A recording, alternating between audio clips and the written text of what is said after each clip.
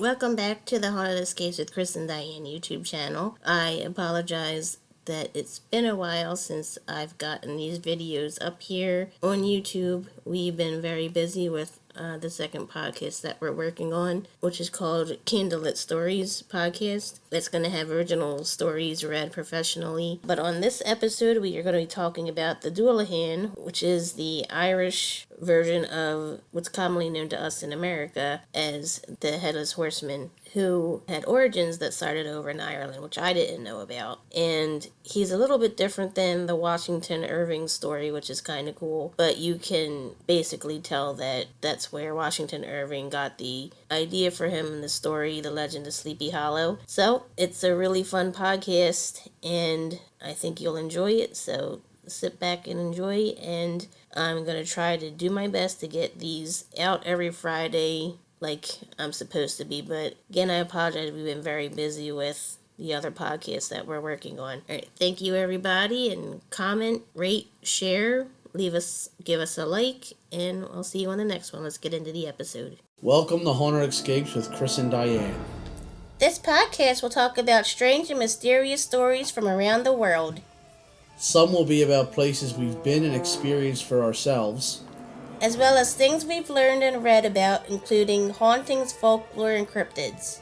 Join us on our Haunted Escapes. It's late. The moon hangs high in the sky. You slowly make your way down the street. The scent of wildflowers and fresh-cut grass dances on the light breeze. The sound of the insects buzzing. What a glorious night. You've just come from a special loved one's house. A wonderful party celebrating the solstice. Your mind is aflutter with thoughts of what the future could hold. Then in the distance you hear the heavy rhythmic beating of hooves. At first you think nothing of it. However, then you see it. Riding towards you, a dark figure on a dark stallion. The rider's approaching quickly. The hooves of the horse look as if the animal's feet are on fire. You gasp as your eyes fully adjust to the dark. The horseman has no head on his shoulders. One of its hands clutching the horse's reins and the other holding a long whip in the air. It cracks the whip as the galloping gets closer. It stops right in front of you as the horse rears up on its hind legs. You see now that the horse is headless as well. You scream as the rider's wrist snaps and your eyes fall upon the whip as it comes crashing down. The whip looked as if it was a human spine. With a searing pain, you grab at your eyes and fall to the ground crying in pain. The galloping starts again. Finally, the sound disappears. You wait for long minutes, then try to open your eyes, but you can see nothing. The horseman has taken your sight. It's after you realize this that it dawns on you. What you have just witnessed was the Midnight Rider, the Dullahan. I'm Sam Rossi. And I'm AJ Carey. Join us every Wednesday as we summarize and discuss true crime on Killing 15 Minutes. That's right, 15 minutes or less on some sick puppies, serial killers, and criminals. Every Wednesday. I write it, AJ reads it. Available on all major audio platforms. And please follow us on all major social media outlets as well. Welcome to Haunted Escapes with Chris and Diane. Hello. Today's episode is about the Dullahan. Dullahan is a fairy of Celtic origin, like over in Ireland, Scotland, England, Wales. Oh, so he's classified as fae? Yes.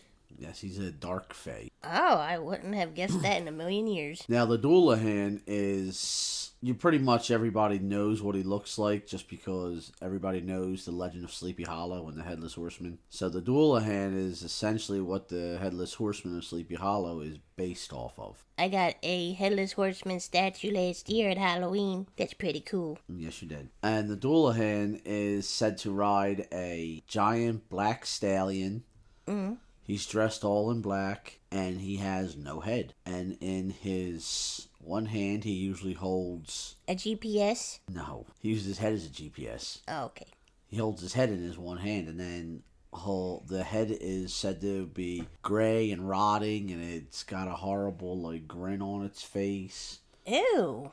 Yeah, and they say the grin is supposed to be a thing that shows that he likes his work. Oh, jeez. So, we all hope that we can have a job that we enjoy. Apparently, he does. And only the Washington Irving story has him carrying a jack-o'-lantern. Yes, there are tales that sometimes he'll have a skull that has a candle in it. Mm-hmm. But the pumpkin jack-o'-lantern was Washington Irving's, his little twist. And that was because that's what Halloween was becoming at that time. But so the Dullahan, like I said, in his one hand he holds his head, and in the other hand he usually has a whip. Well, the whip is actually a human spine. That's kind of cool. So as he rides through the night, he goes to seek out people who he is going to kill. And when he raises his head up, he's able to see through long distances. He can see through everything, walls, doors, anything. Now when he finds his victim, he gallops off in their direction. And he's allowed to say one thing on every night, every ride he takes. And that one word is the name of whoever the victim he's coming for. And the minute he says that name, like that, the victim dies and their soul leaves their body. So then why does he even have to go chase after them? I guess he has to be close enough to where they can hear him. Oh, wow. So you can't even be hiding under your bed with your windows and doors locked? Nope. No, all windows, doors, gates, they all unlock and open automatically for him. So is there any kind of, warning you get if he's gonna be looking for you? You'll just hear the galloping of the hooves. And they say wow. that have, the ominous feeling that he's coming. Now, if you're just a regular passersby and you see him go by, does anything happen to you? Yes, if you're not his target and you happen to see him, like what happens to the character in the intro story, he will rear up and using the whip, he'll take out your eyes or he'll throw a bucket of human blood in your face, which will blind you. Oh, man. And then some stories say once he blinds you, and you have to worry about him coming for you. But not all of them, only some stories say that. Does he take orders from somebody, or does somebody pay him to go, come after you? Well, he doesn't get paid. He's not like a mercenary or anything. Some stories say that he works with, the Banshees. But other ones say that the reason he does it is because back in pre-Christian times, when the Isles were all pagan, they worshipped this one god called, I think his name was frauperchta, but he's essentially was the god of fertility. Okay. And the god of fertility, what he would do was he wanted human sacrifices, and his prime way of sacrifice choice was beheading. Oh, wow. So then they say what happened is as Christianity came down in Ireland, the whole thing about chopping off heads became a no-no.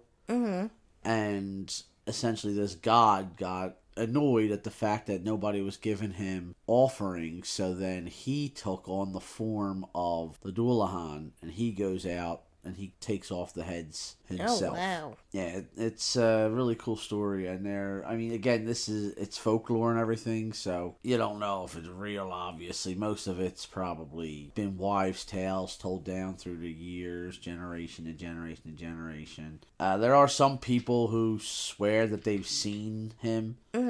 And they say when they do see him, it's one story is this guy's hunting, and as he's hunting, he hears the hooves, and he has the feeling that something's coming near him. Yeah. And he's hiding in the bushes, and he looks through the bushes, and he sees a Dullahan. Yeah.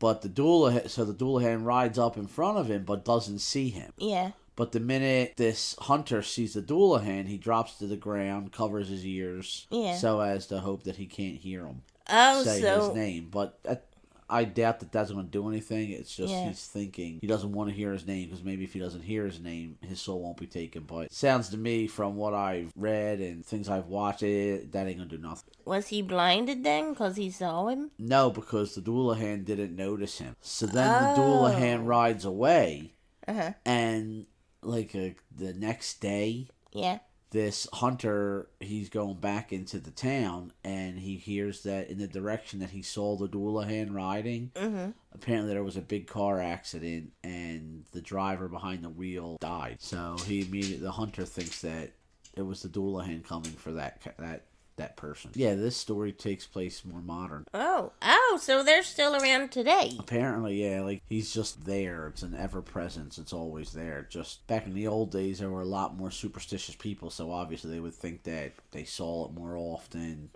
things like that. But yeah, apparently it can happen even in the current time. And he's just year-round. He's just not at Halloween. Yes, apparently he can be seen year-round, but the main times that they say a lot of his hunts happen are in August or in the summer solstice, and then again during the winter solstice or autumnal equinox. Yeah. So it's usually the feast days, like the big celebration days of the pagan calendars, are when he's said to be most active. And then there's the story, the only way to really stop him, it was apparently, the story goes, it happened by accident. There was an older man who was walking through woods. Yeah. And as he's walking through the woods, he hears the galloping of the hooves, and he turns and he sees the Dullahan charging him. Yeah. And he starts running as fast as he can. Well, as he's running, he's got like a coin purse. Yeah. And it's jostling. Well, he trips and then he falls. And as he falls, he scatters the coins that were in his pouch. And it just so happens that as they fall on the ground, there's gold in it. Okay. So as the Dullahan comes charging up there and the guy ducks and curls in a ball, Dullahan happens to see the gold, and for some reason, it doesn't really explain why, but he sees the gold and he disappears. The guy's all right. Oh, okay. So then word gets out that gold can be used to ward him off.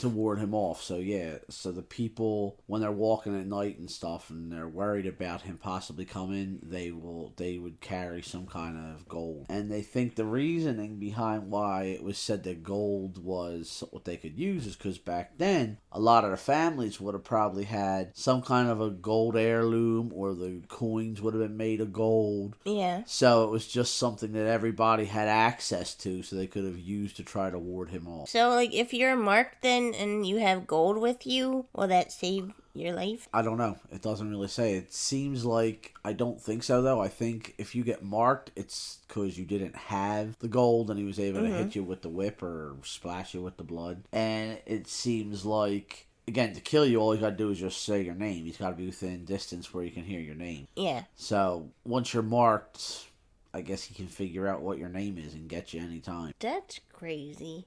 So really the gold is just something where if you're running from him and you don't want him to get you, you would just kind of throw a piece of gold down and then duck and cover, and he would disappear before he could get to you. I'm trying to think of what gold I have that I could use. You have your wedding ring. Oh, yes, I do have that. But you never wear yours. I wear it. You never wear it. Listen. And didn't you say in some instances the horses didn't have heads either? Yeah, that's another thing. A lot of the stories that kind of separate it from the tale, at least I know from Washington Irving, is that a lot of the time the horses don't have heads either. So the horse is headless and the guy is headless. How do you see then? It's a ghost. It's a spirit. It doesn't need eyes. You just see meat just clomping down the road after you. Yeah, you would see the body and the neck of the horse coming at you.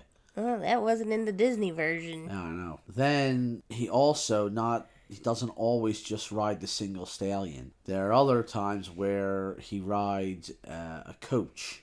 Oh, that's stylish. And it's called the silent coach. It's called a silent coach that he rides in. And the coach is said to be made out of human bones. Okay. And the leather that would make up the rest of the coach is the skin of humans. What is he, like Ed Gein? Ed Gein, right? Yes. Oh. And then the coach is usually pulled by between 4 to 6 horses. Again, they can have heads or they cannot have heads. It depends on the tale. Well, at least you get a breeze. And they say that the coach is kind of like the old hearses. Okay. And inside the coach, the Dullahan will bring the souls of people, so he's also seen as like a ferryman to the dead. Oh, he's multitasking. Yes. He's working 2 jobs. Yes. So the coach is made out of bones, you said? Bones and skin. Oh, that must smell. Well, I mean, they're all dead, so I don't really think anybody cares if it smells. It's a really cool little story, and then obviously you got the Washington Irving Legend of Sleepy Hollow, and a lot of the way he got the idea for it is most likely because he had family. He was like from that type of descent from over there. Oh, he was Irish? I think he was Irish, Scottish, Wales, somewhere in the Isles. But he was also, he wasn't related to anybody. He had friends who were like writers and stuff over there, so he would have learned a lot about the folklore from that. Okay. And then he just kind of brought it over here and put a twist on it, because there's another tale of a Dullahan, which is in England, I think it says, and that's a soldier from the English Civil War. Okay. And he lost his head in a battle, and he's searching for his head. And that is very similar, or pretty much identical to the Legend of Sleepy Hollow, which is he's a Hessian soldier who loses his head, and he's searching for his head. So all the stories, they're very similar, and it all comes back from this Dullahan. And yeah, it's pretty cool. So it's just, I thought that was a really neat story. And since last week we did Hawaii, I figured maybe we could start doing some stories from other cultures for a little bit. So we did Hawaii last week. This week we did this one. Maybe next week we'll do something from Italy, because that's where I know your family's from descent. My family has descendants from like Scotland, Ireland. So that's also what made me want to do this Dullahan thing, because that's kind of part of the stories of ancestors. Yeah, that's neat. I didn't know that they were still, like, he was in modern times too. Yeah, apparently he doesn't like ever go away. He's still out there doing his thing. Yeah, I didn't know that it was Irish, or that he is considered like one of the Fae. I always thought he was like a demon or something.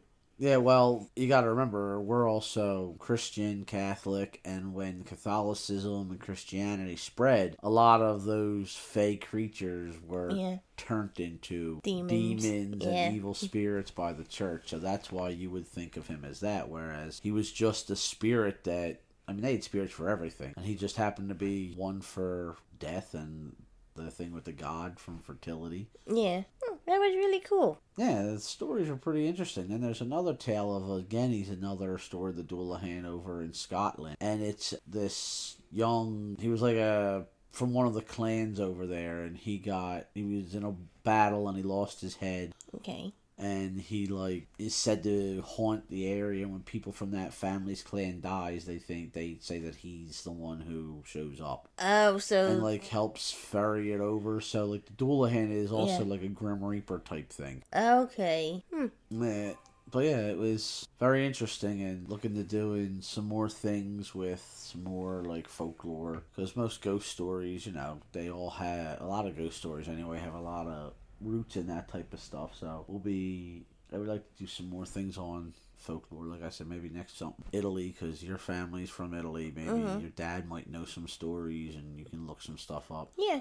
And that'd be it. And maybe we could make a visit down to Sleepy Hollow. I don't think it's that far from here. Yeah, it's not that far from here, and I would like to go there, definitely. Maybe this year for Halloween we can try to get up there. Okay. So yeah, that's pretty much all I have for the Dullahan. I mean, there's always more out there than what we talk about, but there's only so much that we can go through and fit into a short podcast without it being way too long. That was really cool though. So that's what I looked up for this story, and I hope everybody listened to it, enjoyed it. And if anybody is from Irish descent or Scottish or Wales, or knows any other kind of stories about the Dullahan or other legends from maybe over in Ireland, Scotland, the Isles, and they want us to do something, you can maybe put some things down on our email us or on the YouTube video when Diane makes that. You can leave some comments, and we'll do some more like that, because it was pretty fun learning about it.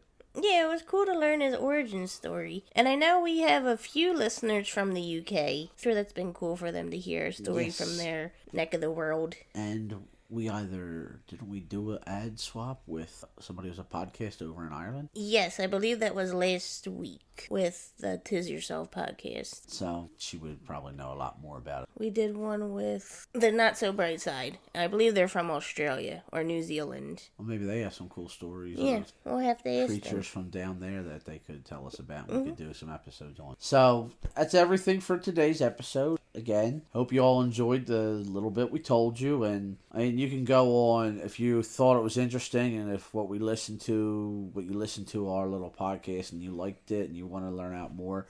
There's tons of things on YouTube you can go to and you can look up, and you can fall into a rabbit hole and see all about it. Absolutely. I highly would say go for it, because the more you learn about other cultures, I think the better off you are. And I do want to make one correction from last week. When I was giving out our website address, I said it was hauntedescapes.wixsite.com. Our website address is penepichproductions.wixsite.com/haunted. And there you can find tons of information, the latest updates. Also on our Facebook page, we post the latest updates as well. We've been working on a new podcast called Candlelit Stories. We're hoping to get that out for the summertime. We've been pretty busy writing some stuff for it, and trying to make it all come together. So hopefully when we release that, we'll let everyone know, and it's going to be essentially short stories, both classic ones as well as original works. So it'll be read by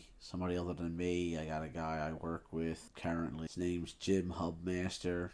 He's going to be doing the reading. So hopefully we got good stuff coming. Yeah, we've been working a lot on that this weekend, and hopefully we have it ready for the summertime. Yes, so again, thank you everyone for listening to us, and as always, thank you for joining us on our Haunted Escapes. Yep, we're going to get that new podcast up so people have something to listen to around their fire pits this summer. And again, if you feel like we've earned it, we'd love to have a rating on Spotify or any of the other platforms that you listen to us on. It really helps us out. Yeah, so thanks again for listening, and we'll see you next time. Thank you. Bye.